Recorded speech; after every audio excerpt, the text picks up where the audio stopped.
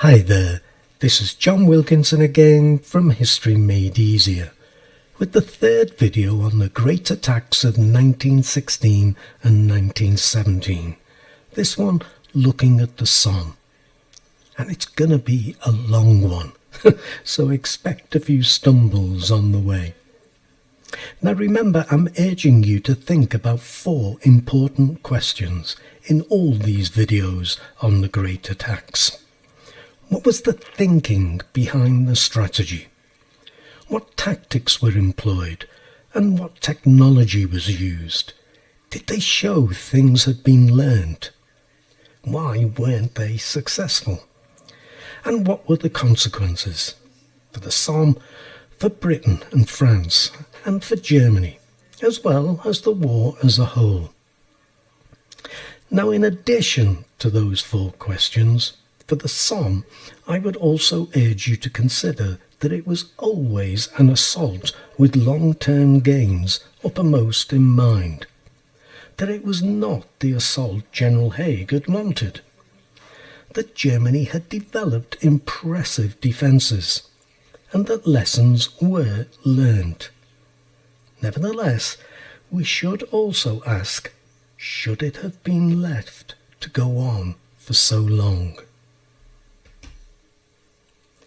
In 1915, the British and French had a numerical advantage over the Germans. General Haig, however, felt his men were not ready and wanted more time before launching a major attack. He had also wanted to attack in Flanders so as to outflank the Germans, but Joppé felt that more damage could be inflicted on them where the British and French lines met on the Somme. It was thought that Germany was running out of reserves, and so if they suffered heavy casualties, the Somme could be decisive, if in the long term. But the German offensive at Verdun meant the French were unable to put the planned numbers into the Somme offensive, yet were desperate for it to happen as soon as possible. Hence, it was brought forward a month.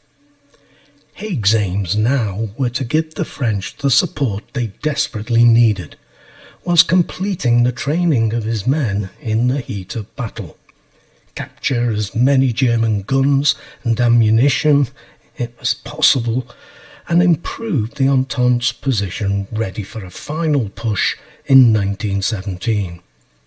Though he did also make plans should a breakthrough occur.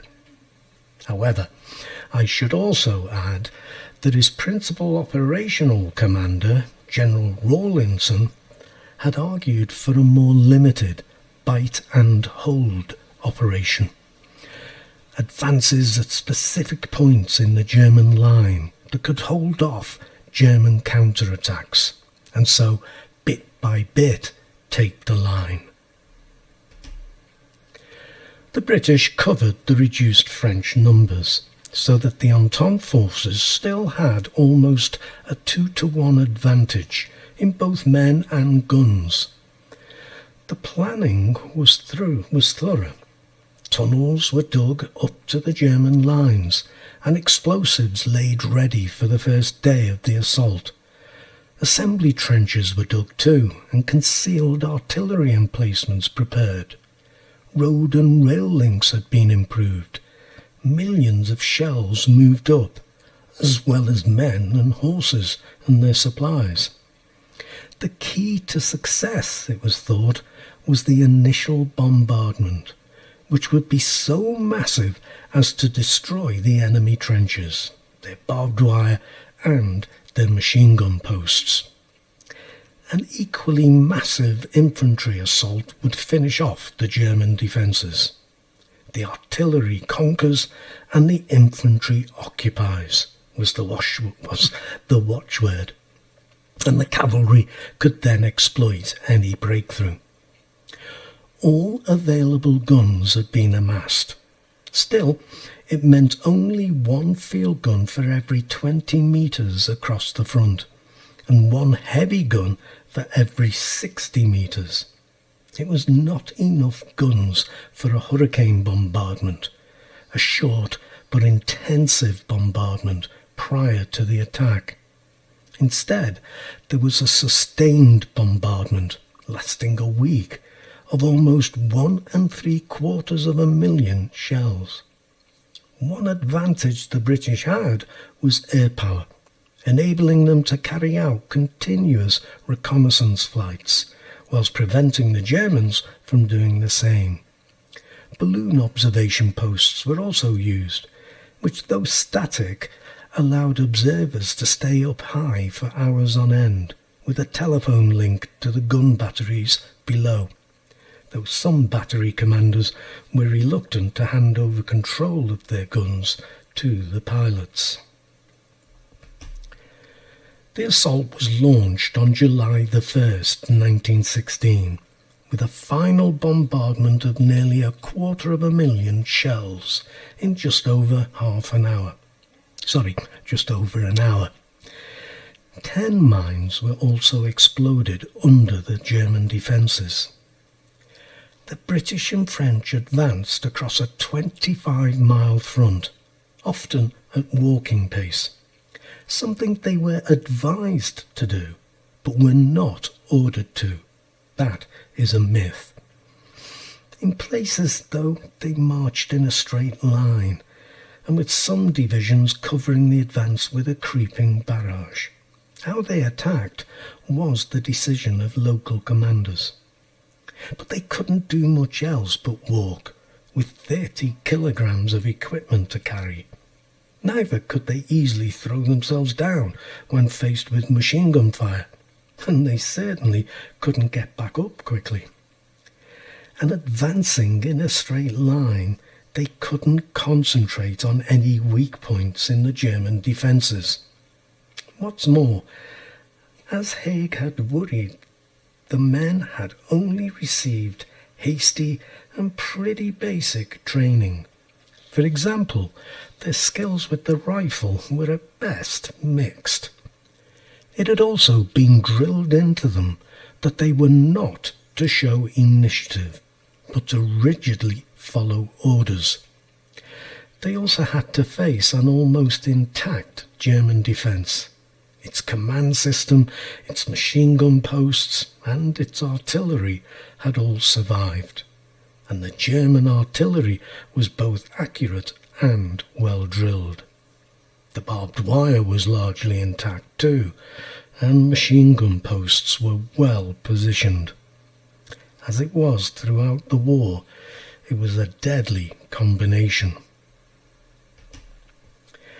German spotter planes had seen the huge guns being moved into position, and knowing an attack was coming, the Germans moved some of their men back from the front line, and had in any case strengthened their defences. Their trenches had dugouts up to 6 metres deep, and steel doors at their entrances. The gun pits were constructed of reinforced concrete, and survived all but a direct hit. Their machine guns were kept underground until needed. And in front of all of this, the barbed wire was up to 30 metres deep. The Germans had also developed impressive defensive tactics. Their strategy was based on holding the front line, and the men in the second line would be brought up to help whenever necessary. But if the front line was taken in places, well-trained bombing units were rushed in, as well as troops from a third line, to reclaim what had been lost, before the British had a chance to organise their own defence. It wasn't so much a matter of British incompetence, but of a well-drilled, well-disciplined German defence, helped by the fact that they were holding good defensive positions.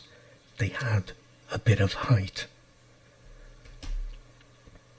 Some 20,000 British were killed and twice that number wounded on the first day. Artillery and the machine gun were the biggest killers. There followed smaller but still very costly assaults. Thereafter, though the British still tried to push forward, the fighting became attritional, fighting for a ridge or a wood, or else a small village. After a month of this, General Haig was still convinced that the Germans could be beaten if the offensive was maintained. They would simply run out of men. There was another major assault in September, perhaps best remembered for introducing the tank to the battlefield. It was hoped that it would be able to cross no man's land, brush through the barbed wire, and attack the enemy trenches. But there was a debate as to how best to use tanks. Concentrated or scattered, in front of, alongside, or behind the infantry. It was decided to spread the tanks and place them ahead of the infantry so as to take out the machine gun posts and take the front line trench. After taking the first trench, tank and infantry would advance towards the second line together. It was a great plan, but of the 49 tanks that set out, only 36 reached the starting line. More broke down as the attack began, and there was no communication with the infantry, who preferred to push ahead of the tanks under the protection of the creeping barrage. Still, it had the Germans falling back and in trouble, with the British now adopting the bite and hold tactic that Rawlinson had preferred from the start. The British gunners, learning from past assaults, now targeted the German guns as well as laying down fire to protect the lines that had been taken, with the tanks now being used to take out remaining German strongpoints. But as September turned into October, with casualties remaining appallingly high, the toll on the British began to tell. The wet weather was making it difficult to keep moving the guns, and the supply of shells forward through the mud. And that same mud was making the guns unstable, and so less accurate, whilst at the same time smothering the effects of the explosives. And on top of all that, the guns were actually wearing out. No one thought the Germans could have survived the bombardment. No one knew about the depth and strength of their bunkers, and General Haig wrongly thought the bombardment had done its job. But the bombardment had mostly used shrapnel rather than high explosive shells, and many of them failed to explode. As production increased, back home, so quality control was not so good. What's more, the bombardment had been conducted right across the German lines, rather than focusing on specific strategic targets.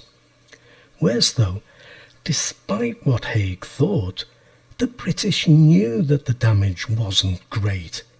Raiding parties during breaks in the shelling had discovered the German front line and its protective barbed wire to be pretty much intact, whilst no man's land was littered with shell holes, making crossing it even more difficult, especially after heavy rain. But though the casualties were obscenely high, tactical lessons were learned. The strength of the German defences and the need to use high explosive shells, the creeping artillery barrage as an attack commenced, the use of effective air support, infantry using fire and movement supported by the Lewis light machine gun, and how to use tanks. Haig ordered 1,000 to be made after the Somme. Also, at every level, experience had been gained, and the British would become a formidable fighting force. The Somme, though, had become, like Verdun, a battle of attrition, even though it wasn't its initial intent. When the offensive was finally brought to a halt in November, 135 days after that first horrendous day, over 1 million men had been killed or seriously wounded in total. 450,000 British and Empire troops, 200,000 French, and around 450,000 Germans, maybe as high as 600,000. But only about 325 square kilometres were won, in inverted commas. It did, however, cause the transfer of German men and equipment from Verdun, whilst the Entente offensives in both Galicia and on the Somme had put a strain on the Central Powers that it was only just able to manage. Though the evidence wasn't visible in 1916, the war of attrition was beginning to bite, and from 1916 onwards would begin to tell, at least on the Western Front, and that, after all, was where most felt the war would be won and lost. And there was one final assault in November to gain the best positions, ready for when battle resumed in 1917, and some ridges were occupied. That the Germans were feeling the pressure in 1916 is evidenced by the fact that in late August Falkenhayn was asked to resign. But the Germans had not suffered the casualties that would cause them to call for a negotiated peace, at least not yet, and there was certainly no breakthrough. Joffre was nudged aside as French commander-in-chief, replaced by Robert Nivelle, the hero of Verdun. So, much as I've tried to cut this presentation down, it's still been a long one, and I think it's time for me to shut up. But I hope it's been useful, and I do thank you for listening and wish you the best of luck in your studies. Cheers.